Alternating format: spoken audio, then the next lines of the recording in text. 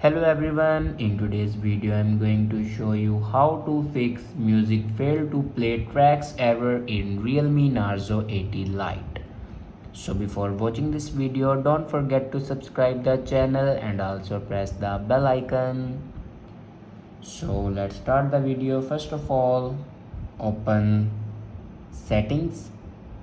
In settings, scroll down and here you can see the option apps. Now click on apps and then click on app management.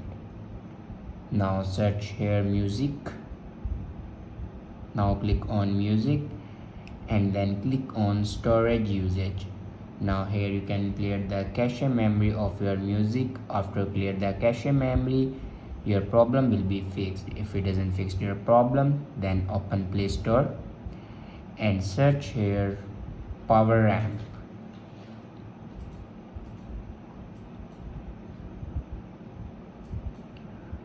And install this power amp music app. After install it, then go back to your home screen and restart your device. For restart your device, press and hold power button and then swipe up to restart your device. After doing these steps, your problem will be fixed. I hope this video is helpful for you. Thanks for watching.